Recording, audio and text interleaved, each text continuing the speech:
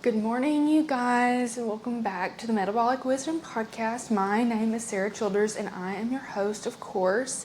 Today, we're going to be talking all about PCOS, and PCOS is so important right now because it is the leading cause of infertility in the United States.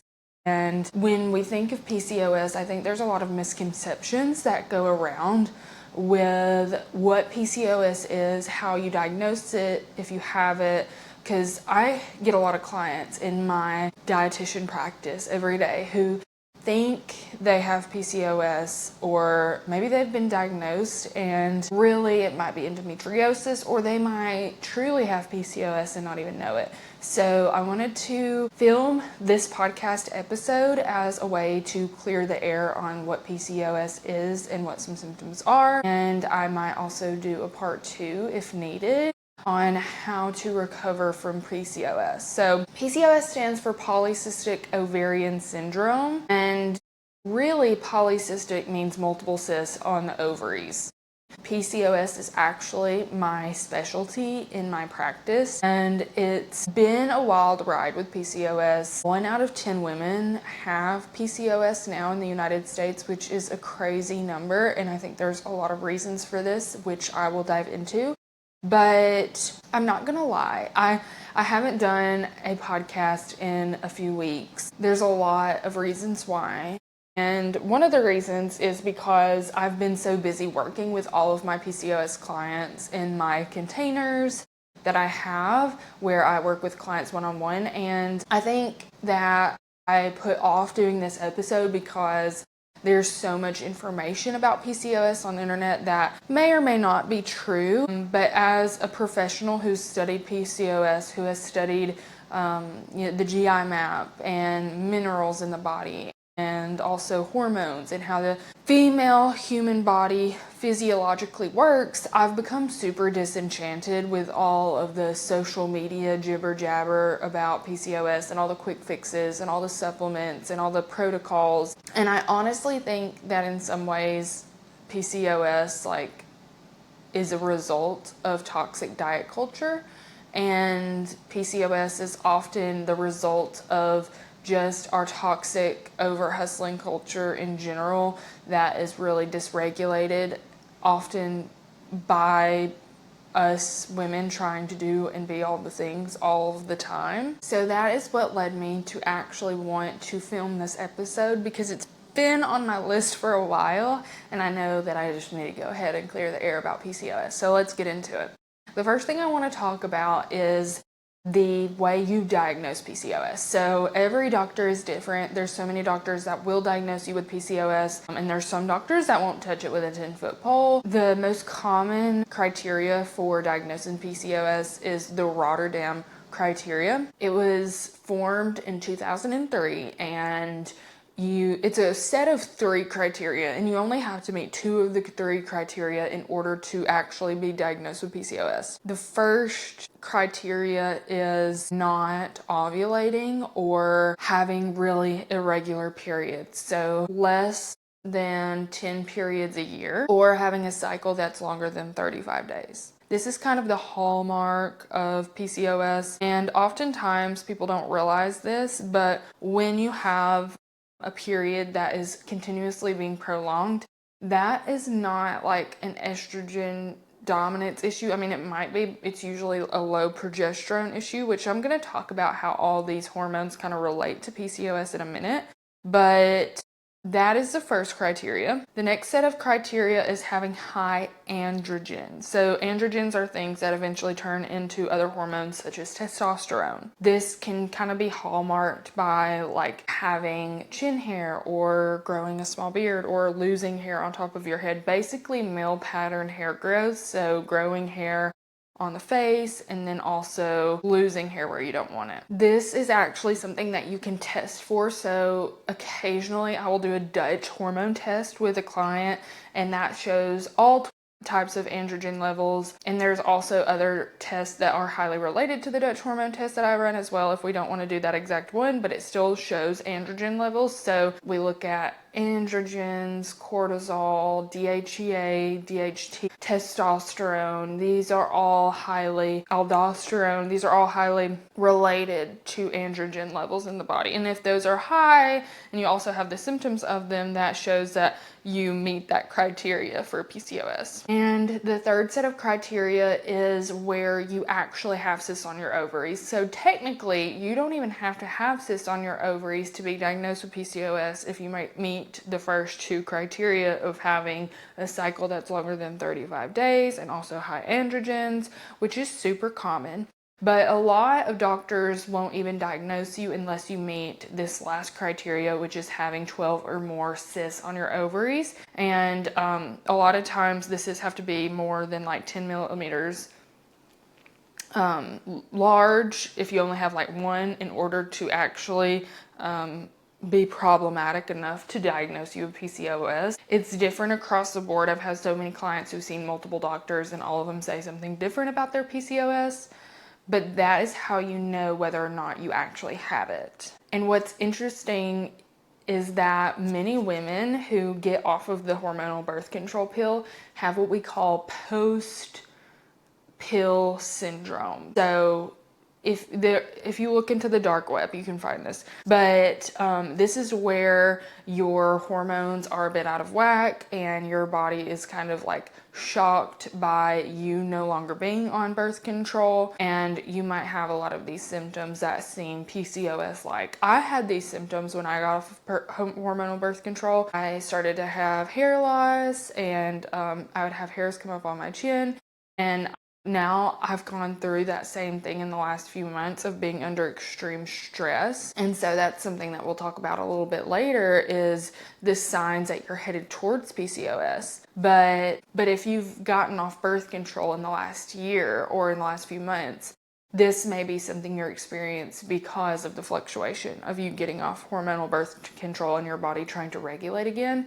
And in this case, it might just take a little bit of time, but it would be good to really focus on doing the things you would do anyways to support your body if you have PCOS, so that you can have those hormones go back to normal. Another group of people, other than those who've recently gotten off birth control, who might be more prone to deal with PCOS-like symptoms are those who have hypothyroidism. So hypothyroidism and PCOS often go hand in hand, and there's many people who have one and end up with the other and vice versa. So a lot of my clients that I get in my practice have either PCOS, or I have clients with hypothyroidism. A lot of them have around like the same symptoms, because your ovaries, your pituitary gland in your brain, and your thyroid are so highly connected. Your pituitary gland has an axis to direct communication with both your ovaries and your thyroid. So oftentimes when one is dysregulated, it can influence the other. And there's a huge thyroid and estrogen axis just in general. A lot of times when we have too many estrogens in the body, it can slow things down in the liver, and that can slow down the conversion of active thyroid hormone, inactive thyroid hormone to active thyroid hormone, T3 to T4, T4 to T3 type of thing, which happens in the liver. But yeah, that's something to look out for, especially if you have hypothyroidism. And that is why PCOS and hypothyroidism, I would say kind of both together, are the leading causes of infertility in our country, because the ovaries, the thyroid, and your hormones all kind of work together in this cycle to support your fertility. Your thyroid has a huge influence on your fertility, but also, of course, your ovaries have a huge influence on your fertility as well, and your hormones and how balanced those hormones are. A lot of times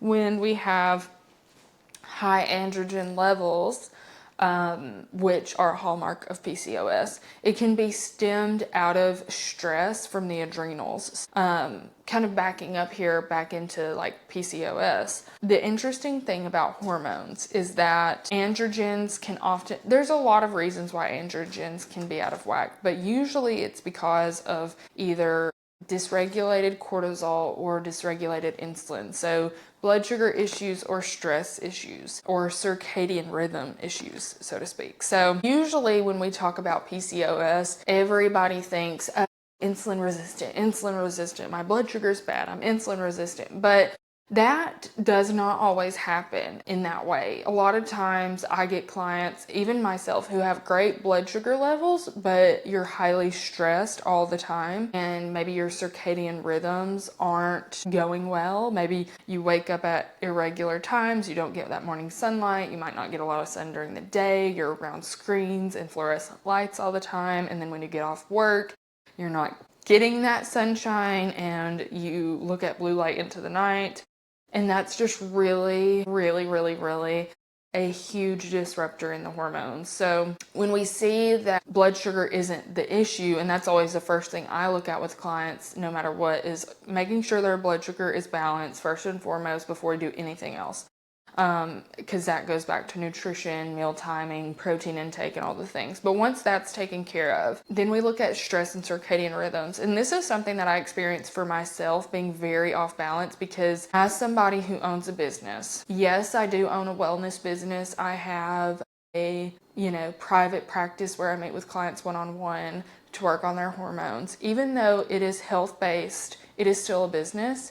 And I own multiple other businesses with my husband, and I found that the stress, the life stress I went through, and the blue light exposure I had from running our businesses is really what wrecked my hormones. So as a dietitian, my diet is, not perfect by any means. I'm still a human. I still like to have, certain things on the weekends or whatever, but for the most part my diet's pretty good because I like to practice what I preach. But I found that stress is so much harder to control than your food. It's easy to control your food, it's easy to control when you work out, and sometimes not working out can make that stress build up. And I found that with myself, like when I don't work out, that stress builds up even worse and makes my androgens even worse. But the main thing that I see is the circadian rhythm being off and the stress being off. And that all goes back to cortisol, because cortisol is your stress hormone, but it's also a circadian rhythm hormone. So cortisol is released based off of your light exposure. And when you're constantly exposed to too much light, too much blue light, too much fluorescent light, your body's constantly releasing cortisol. And that's why so many people who change their light environment and they change their light exposure see crazy benefits with their thyroid and their cortisol and their androgens and just their health all around, because you're no longer constantly releasing cortisol. Because cortisol is primarily a circadian rhythm light exposure hormone. It is a stress hormone, but it is primarily released based off of having that light exposure and your body thinking it's light outside, we're exposed to a lot of light, and we need to release cortisol to wake ourselves up. So interesting stuff, but it all goes back to your adrenals, because your adrenals are what release that cortisol.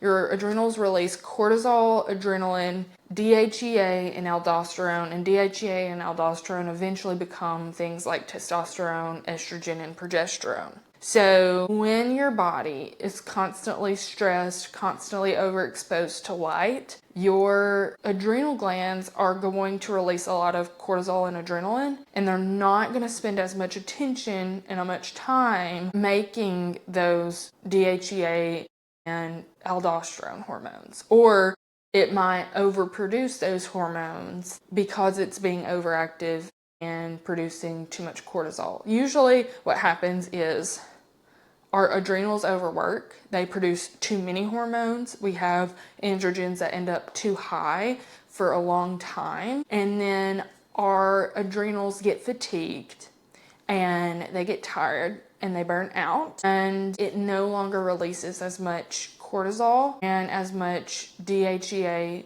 and aldosterone. So it is like 90 to nothing. It's producing way too many hormones. It's causing all these symptoms, hair loss, acne, hair growth. But then if you don't get that taken care of, it gets to a point where your adrenal glands crash. They go from 90 to 0, and they're not producing enough cortisol. They're not producing enough DHEA. They're not producing enough aldosterone. And that makes your hormones crash. That makes you go into, sometimes we have low estrogen levels, which is really rare, but it happens. But a lot of clients I see, their metabolism crashes. They start to gain weight because their testosterone is low. Their testosterone has crashed. They become like kind of depressive, and they're just low energy, low vibrancy, low happiness, like just really on a low caliber because their body has crashed and they've just slowed down. So that's where we see the spike and the crash happen with PCOS. And that's where you have low progesterone being made, low testosterone. And when estrogen is normal or high, but your testosterone and your progesterone is super low, that is where you have infertility.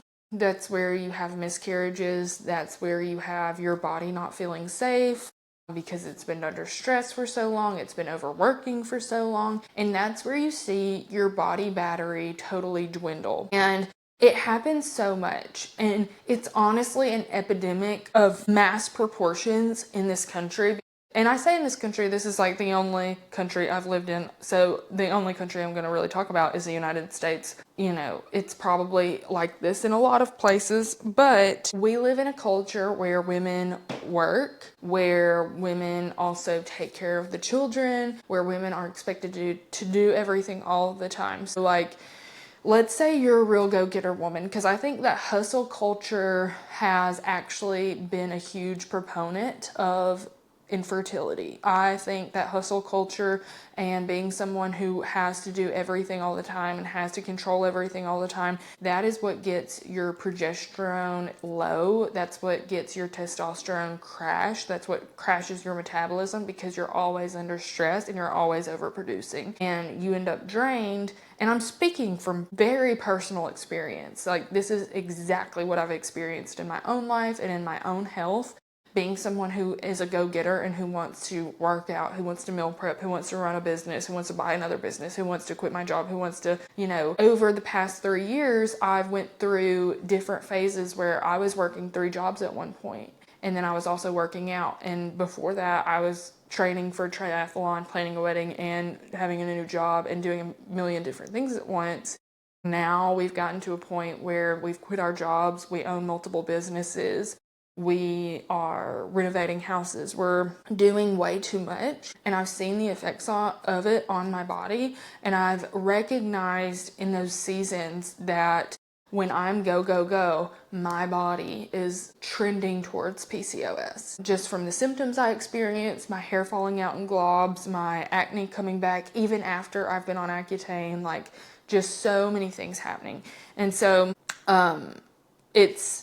it's not lost on me why that happens to so many women, why so many women have this. It's actually, when you step back and look at everything, it's actually so obvious why everybody has PCOS like symptoms and why everybody thinks they have PCOS, because everybody is hustling hard. And I think that's why we've had this movement where a lot of women, and this is by no means pushing my personal beliefs or anything on anybody else, but I think that this is why we've seen this huge shift in the country of so many women like quitting their jobs and going home and being stay-at-home moms again. I think that so many women have subconsciously seen all that they need to see, and they're like, it's not worth it to hustle. I'll sacrifice and not buy as much. I'll budget. We'll live off one income, or I'll find a way to make an income from home so I don't always have to be doing a million things at once, because you can't do it all. You really just can't do it all. I think that if you're somebody who gets up early, Maybe you go and do a workout. Maybe then you pack your kids' lunch, or you get yourself ready for your day if you don't have kids yet. You go to your work, or you go to your business or whatever. You hustle hard, and then you come home. Maybe you have a project to do. You have different responsibilities. You have to cook your husband dinner, you have to do laundry, and don't even get me into like husbands not helping around the house. I think, just to put my saltiness out there, I have a great husband and he does a lot, but you see a lot of men who don't do anything around their house, who bring nothing to the table other than the money to pay some bills. And I think that's a huge reason why women are so dysregulated as well, because women don't want to ask for help and men don't want to offer it. And you have this dynamic where a woman is not only being the number one caretaker of her children, but she might even be the breadwinner, and she might even be the one working, and she might also be the one cooking and doing laundry. And then you just have a man who goes and who works his job and then comes home and is a couch potato and does nothing. And I think that that's also a reason why men have very low testosterone levels these days. I think men have a lot of stress in and of themselves with their own dynamic, but I feel as though women are stepping into such a masculine provider role in the house. Just having a blanket statement out there, not every house is like this, but generally speaking, women, I see so many women who they make the decisions in the house. They tell somebody when to do what. And when you have a woman stepping into that masculine role and into that provider role and doing all the things, that not only emasculates your man, but that physiologically, on a literal physiologically and biological level, drains his testosterone. There are so many groups out there, if you get into the nitty-gritty of the holistic crunchy world, where you can find where couples go into this biologic dynamic again, and a man is being more of the protector and the woman is asking for help and he's being a provider. Within weeks or even days, you see this rise in a man's testosterone, because he is doing what he's biologically meant to do, which is to provide and protect. And I think that when we just lean more towards our masculine state as women, that's where, and we try to control everything, speaking from experience, again, that's when we see a huge dip with our hormones. So I want to go through some symptoms that you might be trending towards PCOS, trending towards dysregulation in your own body, so that you can have all the information you need in order to not only thrive, but to reevaluate yourself in your life and just take a step back. So some symptoms are, you might be cold all the time, have constipation, oily skin, acne, hair growth in places like the chin, chest, or even like upper lip, hair loss on top of the head, fatigue, anxiety, depression, PMS symptoms. PMS is kind of a problem on its own, but sometimes the PMS symptoms can be part of it. And overall, like sometimes it can be that you might feel more aggressive and angry if your testosterone is a little bit higher than it normally should be. Basically, when and I don't mean to sound shallow when I say this, but the body does not lie and looks don't matter, but aesthetics do tend to tell a story, especially if you look into like skin health and Weston A. Price and facial structure, but also even what hormones do to the body. The body doesn't lie. And if you are aesthetically trending towards a manlier look, and I don't even mean like muscular or body type, I just mean like if you feel less feminine, if your lips become thinner, if you start to get hair in places you don't want and start to experience hair loss, and you're kind of losing that feminine beauty that you had before, that is a sign that you're trending towards the masculine and you need to realign and reevaluate. That's why I made my Fully Feminine program. This is the only program and the only container I'm currently offering. This is a 4-month in-depth one-on-one weekly consultations where you work with me for 4 months. We do a little bit of functional testing, and we also do a ton of education. And we look at your life, and this is the most important part. We look at your life and we look at context. And I think that is what so many doctors and so many nurse practitioners and so many health professionals have lost the plot on. They don't ask anybody any questions about themselves, their lives, anything like that. They don't have time and they don't care, just being honest. They don't look into context. And when you don't look into context, you don't know the plot to even lose it. But when we are doing this Fully Feminine program, we're realigning your life. We're realigning your light environment. We're not just looking at your diet. This is way more than just a nutrition program. This is light exposure. This is mineral testing. This is focusing on hormones, the firm foundations, realigning your life, educating you to know when to realign, how to easily do this, make it manageable. And we take it bite by bite so that it's not overwhelming. It's simple. This is a simple program, but we meet weekly because that is what it takes. That's what it takes to change. That's what it takes to make headway. Very few people are able to do this all on their own, especially if you're deeply unregulated, which is what I see a lot. We have a deep dysregulation with our health, our minds, our bodies, and we're constantly on the search for new information.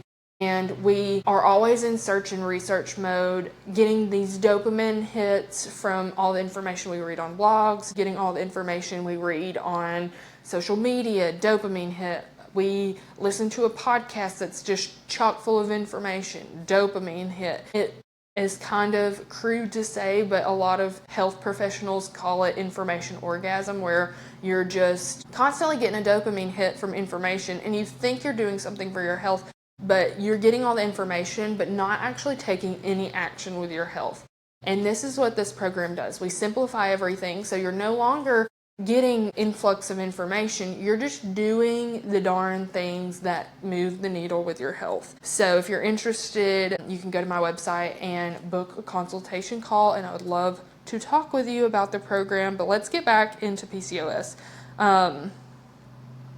So insulin resistance, yes, huge part of it, but not the whole part. Very few people have really high insulin. It happens. It totally happens. I'd say it's 25% of my PCOS population has genuinely high insulin levels based on high blood sugar. The other ones have either really high cortisol and stress. That's 50%. The other 25% is we have an eating disorder. We have fad diet. It's actually called food fattyism. I have a literal diagnosis code for insurance called food fattyism. And that is where someone has chronically fad dieted for years and years and years, and it is associated with disordered eating, and you have likely ruined your metabolism because you either skip meals chronically or you chronically restrict and your metabolism is crashed. And I can't tell you how many women I see this with. I would say 80 to 90% of the women that I see that are over the age of 50 have this. 80 to 90%. I've only had very few women over the age of 50 who have not suffered from food fattyism and who don't have some type of eating disorder. Whether it's diagnosed or they know it or not, that's just how it is. And I'll leave you with this. When we have symptoms, when we suffer from changes in our body, that is not when we should abuse our body. That's not when we should be like, oh my gosh, my body hates me, this body's broken. No, it's actually not broken. It's doing exactly what it needs to do. There is more knowledge and more wisdom is in your body than there is in your greatest philosophy. That's one of my favorite quotes out there by Friedrich Nietzsche. But when we have symptoms, when our body works against us, it's actually trying to tell us a story and send us signals to how we are not biologically aligned in our lives with what our body needs. So whether that is, hey, we don't need that many carbs. We need more protein. Your blood sugar's unstable. Let's make you feel like crap until you realize it. We're stressed. Our hair's falling out. You're turning more to the masculine. We need to reel back and go into our feminine gentleness and our feminine softness and not be so hard and rigid. We have gut issues. because our cortisol is out of whack, because our nervous system is out of whack. You can't even digest food. That should be a sign that your nervous system is out of whack. Your cortisol and your adrenaline and your stress have caused that, most likely. So these are just a few examples, but we should never look at our body as if it's broken. It's always telling us a story. It's always telling us how we can improve, and it's pieces that we need to actually look at and evaluate. And we need to step back and look at, okay, what does my food look like? What does my belief system look like? What does my stress look like? What is my lifestyle doing for me? Like, if I were to live as an actual human being on this floating rock in space, planet Earth, is this what is really going to make me thrive? And it doesn't change overnight, because nothing does, and that's just dumb to even think that it would change overnight. But these are things that you can consider when you are evaluating your own hormone journey and your own PCOS journey, to see what may be the main issue and what you may be focusing on that is not beneficial or not moving the needle with your health. I would love to work with you in a program. If you're interested in working with me in my Fully Feminine container, please go to my website. I'll have it linked below. Let me know if you like this episode. Comment anything that you would like for me to add in the next few episodes. I'm going to do another episode on metabolism and PCOS recovery, most likely. And then I have an amazing series planned where I'm going to go through different decades. It's going to be 10 episodes. I'm going to go through different decades of diet culture and how toxic diet culture has ruined our health as women. It's going to be really fun because it's super historic based on diet pills, laxatives, the Atkins diet, all the things, and its effect on women's health. So if you would join me, I would love it. Hit subscribe, like this video if you're on YouTube, and have a great week.